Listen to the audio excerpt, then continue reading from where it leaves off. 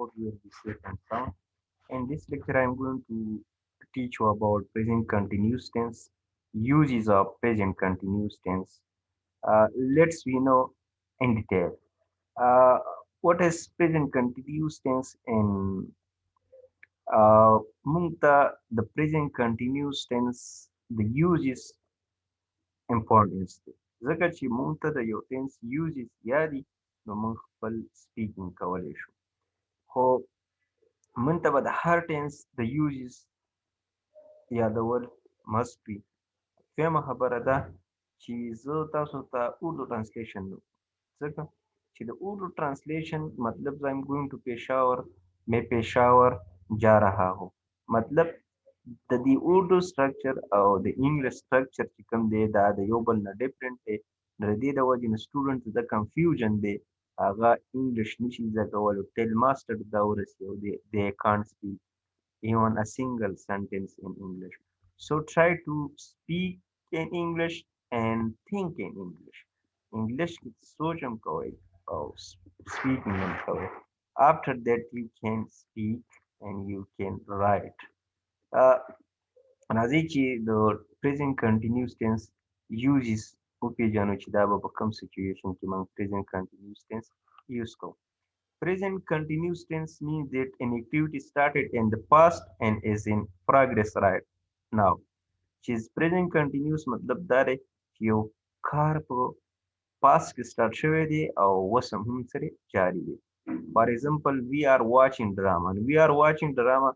دا ډرامه start ده still اوس هم start ده مطلب پنځه منټه مخکې start شوې ده اوس هم start ده موږ یې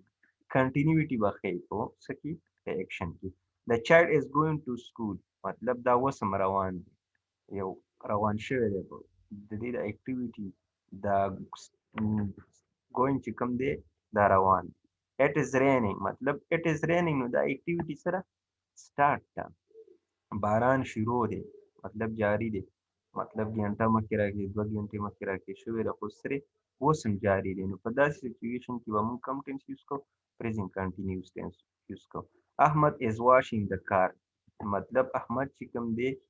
کار وینځي اوس یې وینځي لګیا دی نو د پریزنټ کنټینیوس ټینس چې کوم دی یو اکټیویټي به زموږ سره په پاس کې سټارټ شوي مطلب لږ ټایم مخکې به سټارټ شوي او سټیل به چې او رایټ ناو ان پراګرس وي اوس به هم زموږ سره په پراګرس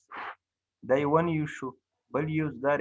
present continuous tense is used with time expression or time adverb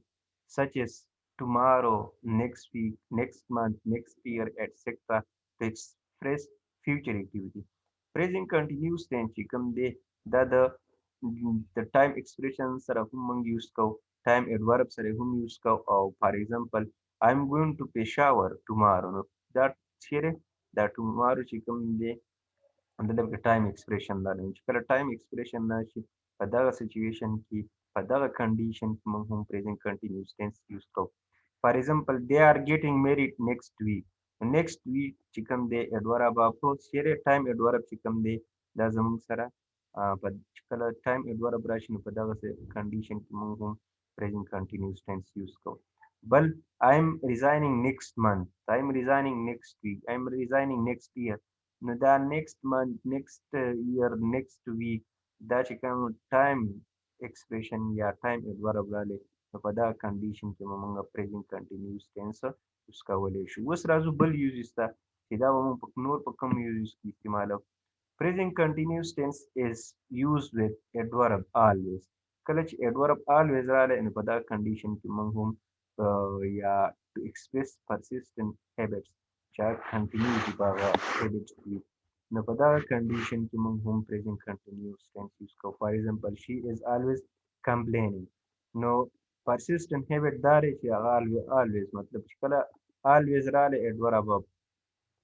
adverb always نو بیا په دغه کنډیشن کې موږ هم present continuous tense یوز کوو he is always coming to class late نو دا persistent habit دی لکه مطلب ډیلی بیسز باندې هغه لیټ راځي نو په دا کنډیشن کې موږ هم present continuous tense یوز کوو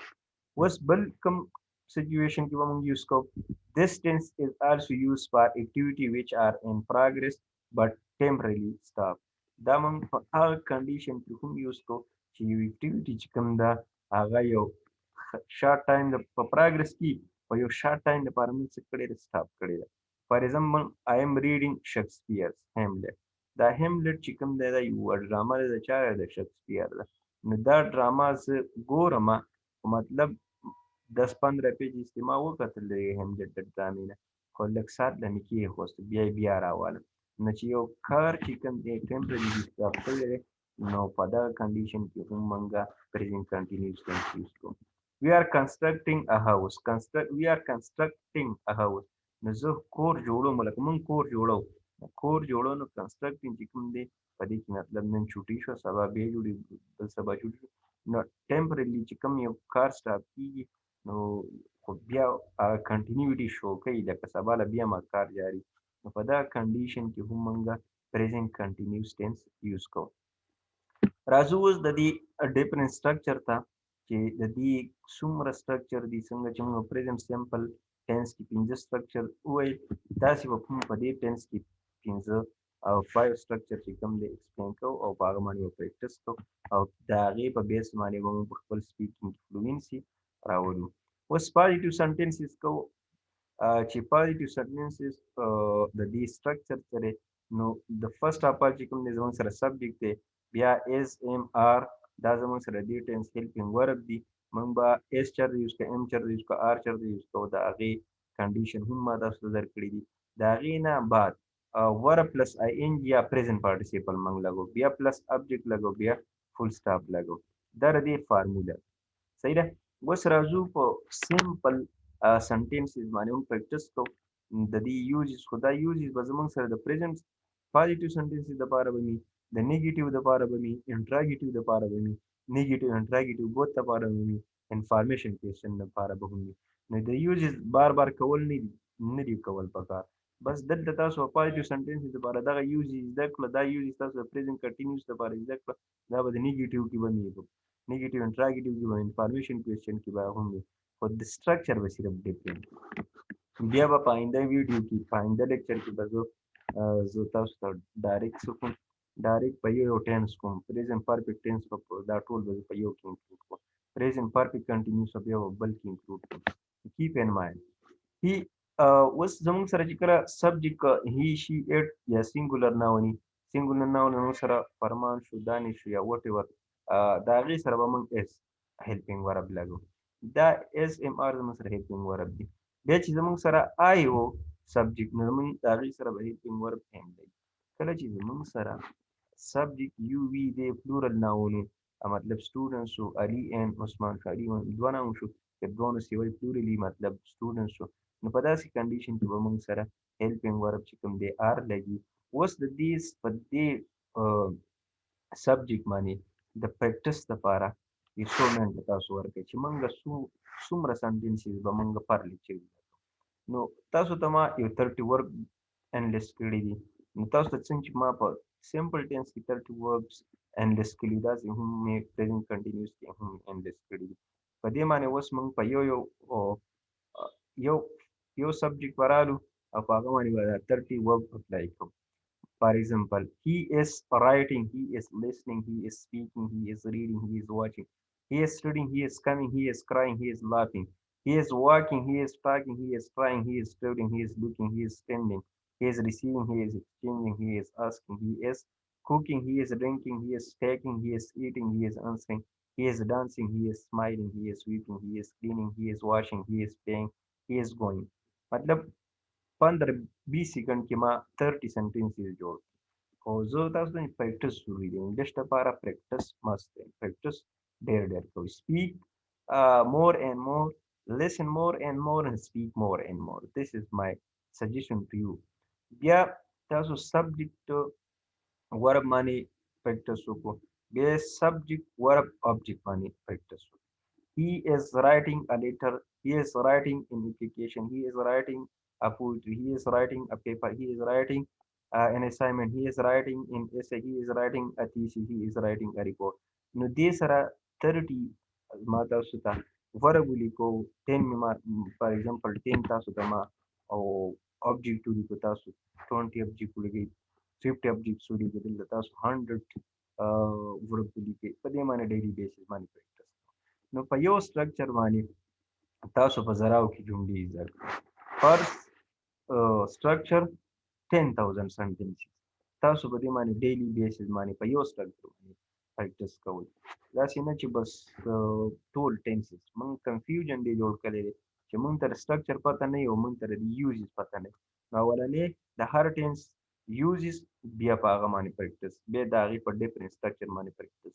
نو اوس په هی باندې ما 30 سنټنسز جوړې کړې او چې زه ورسره دا اډ کوم نو مطلب بیا چې 30 ته به داسې ضرب ورکړي मतलब ډېر 200-300 sentences سره بیا په شي باندې پریکټس وکړئ شي از رائټینګ شي از listening شي از speaking بیا په سینګولر نون مطلب فرمان از رائټینګ فرمان از listening فرمان از speaking بیا په دانش از رائټینګ دانش از listening دانش از speaking ټول 30 verbs چې کوم دی په دې باندې پریکټس اوس چې آی دی نو آی څخه موږ ایم لګو I am writing I am listening I am speaking I am reading I am watching I am studying I am coming I am crying I am laughing I am walking I am talking I am trying I am traveling I am looking I am sending I am receiving I am exchanging I am asking I am cooking I am drinking I am taking I am eating I am asking I am dancing I am smiling I am weeping I am cleaning I am watching I am playing I am going 30 sentences माफो 30 second period no daily basis per structure per day صحیح شو بیا په یو باندې په وی باندې په دې باندې په دې سره به موږ هیلپینګ ورب څه لګو آر لګو د آی سره به ایم د هی شي اټ سره به اس د یو وی دی پلورل ناون سره بیا students Ali and Usman چې دوه ناونس کې وای subjects یې وای نو بیا به آر لګوي نو بیا په you are writing you are listening you are speaking yeah you are writing sir a letter an implication poetry paper assignment an essay thesis report whatever چې تاسو څه لیکئ په هغه باندې بیا څه کوئ پریکټس کوئ نو دا ستاسو څه شو دا ستاسو د present continuous tense کې په positive sentences باندې پریکټس شو نو keep in mind and practice more and more listen more and more and speak more and more okay next lecture چې کوم دی هغه په نیگیټیو انټراګیټیو کې می نیگیټیو انټراګیټیو بوت او انفارمیشن کوېسچن کې وي بیا چې د دې نه بل کم نیکسټ ویډیو د نو هغه کې به زه ټول ټینسز چې کوم دی like continue present perfect tense په فار لیکچر کې زه کور کوم